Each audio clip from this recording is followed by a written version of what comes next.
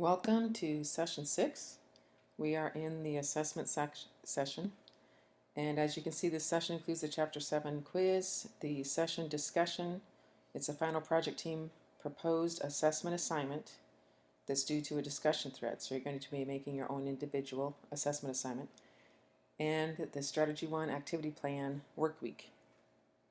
And I suggested do not attempt a jigsaw or web quest, as these will be addressed later, and your due date's in the course schedule, which is the beginning of next session, which is why this is the work week for it. Come into session 6 and you will see there's the session discussions. It says individually create a rubric for your team project. So even if you happen to be working with someone from within the course on a larger project, make sure that you're doing individual work this week, and then you'll have a greater product when you come together to put your rubric together for the final project.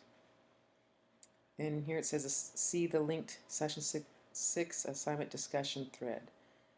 This is to take no more than about 2 hours if you developed your objectives thoroughly in the last session. So come into session discussions.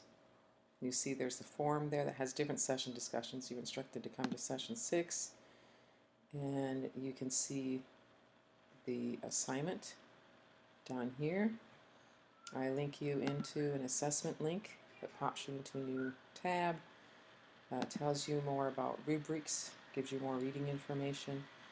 Tried to use a little bit of inquiry-based learning there at the top with the main question. Gives you some resources to take a look at to help you create rubrics. Some of those resources, such as Rubistar, do have rubrics in them, but just because you see it on the web doesn't mean that it's a good rubric. Anybody can post to those, anyone can put a rubric up, and they don't always follow the criteria. So this is some reading that you can read to determine what is good criteria for making rubrics. And here's the question: what are types of questions that can help guide my instruction and assessment criteria? So I lead you into the questioning toolkit.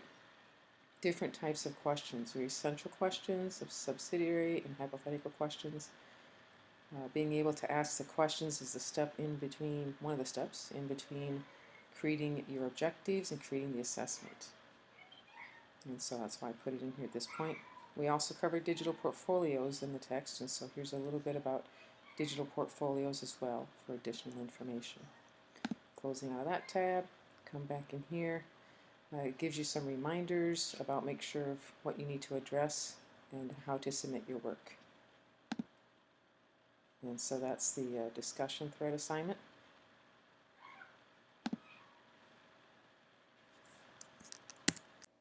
Going back to the agendas,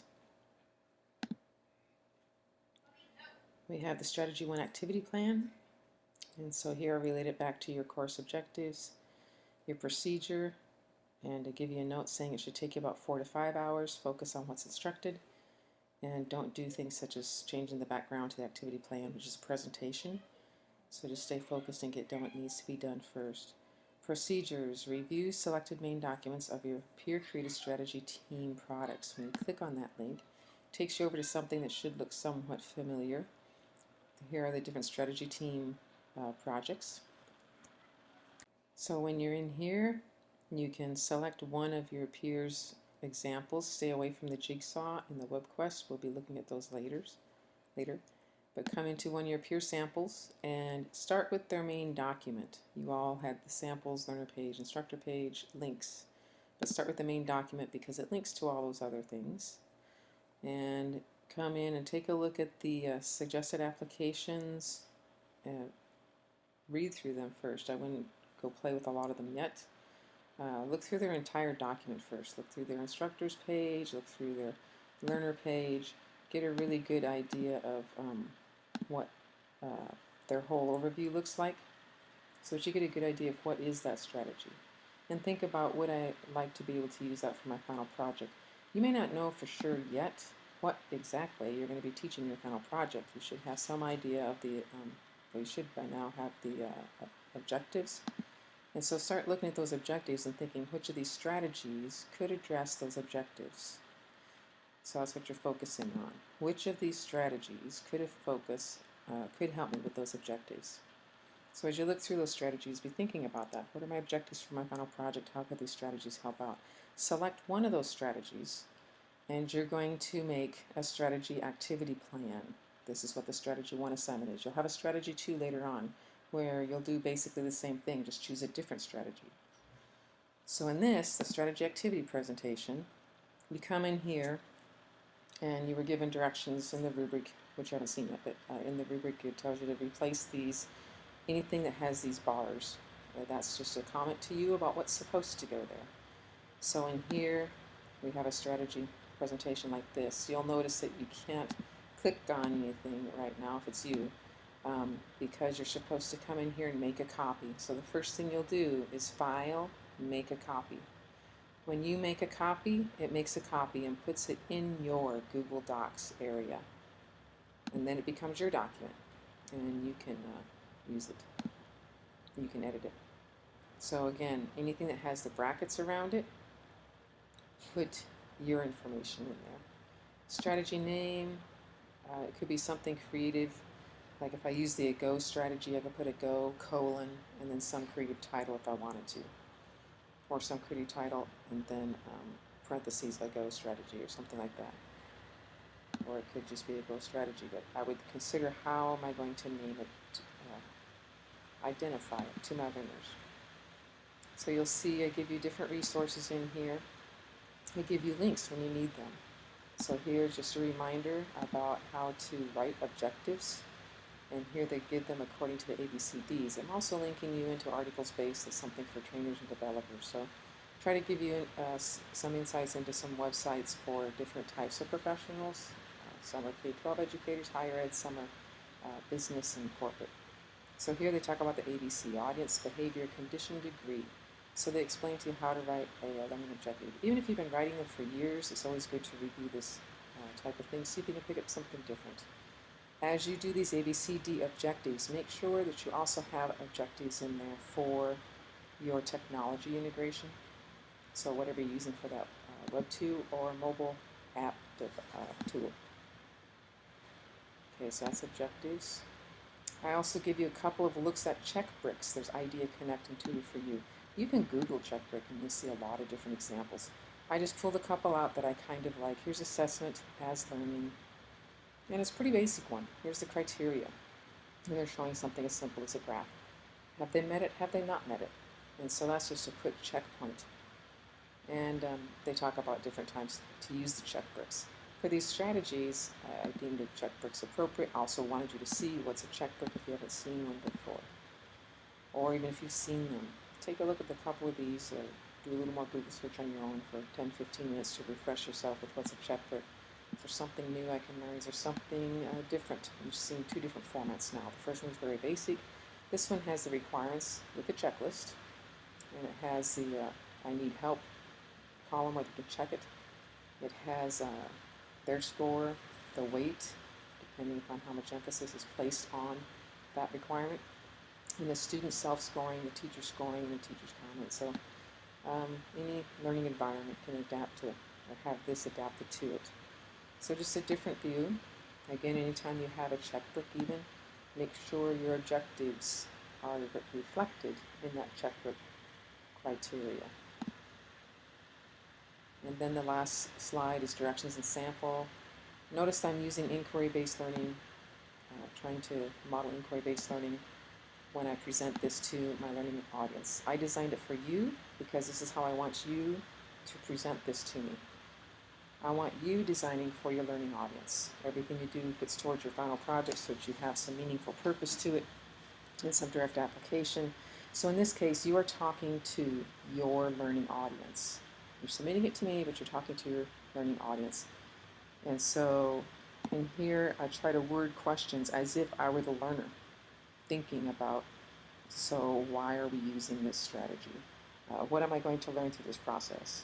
And then I tell you here, restate your activity curriculum objectives. You can make those bullet points if you wanted to put it in their wording.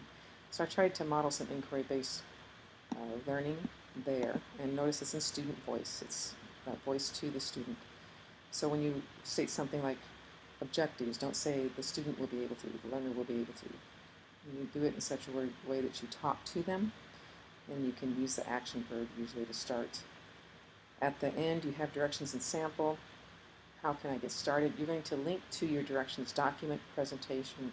You're going to link to your directions document, or you can link to another presentation, or you can add more slides to give them more of the process. That's kind of the process of how they're going to do your strategy. And then where can I see a sample? Again, this is a question as if your student, your learner, is asking it. So you are going to provide a link to your completed mock sample. So for example, if I were doing something with discussion threads, if I were looking at Melissa Rigby's discussion thread strategy, I could look at that and then think, okay, how can I implement some discussion threads? And then I could make a plan for it. And my mock sample could be a screenshot of how I format the discussion thread by using the subject lines to tell a story. It could also be my example. Maybe I use a metaphorical analogy in the preliminary discussion thread to get them to explore their format and how they are going to be expected to follow a rubric for a discussion thread. So it's a quick little mock samples. A little mock sample like that could be about something like chocolate. It doesn't have to be about the content at hand. So in your mock sample, it might be about the content that you want them to do. It might be some mock, fake content that you want to work up just to show the process of how to use the tool and what their presentation will look like at the end. We saw that done. Maggie did that with her strategy as well. Okay, so we're backed out of that. So then there's also a rubric to follow, submit according to the course schedule.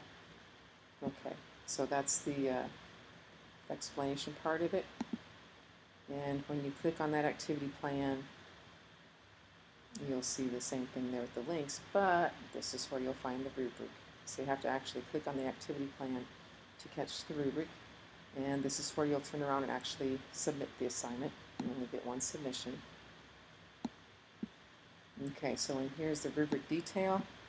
I'm not going to sit here and read through all of it with you, but just to show you that there's initial presentation. I kind of reviewed that a little bit just earlier. There's the objectives, the assessment, process procedure, and learner mock sample. So each of these asterisks is a criterion in which you'll want to take a look at that as you're working on this assignment and before you submit it. Okay, so that's your review for this session 6.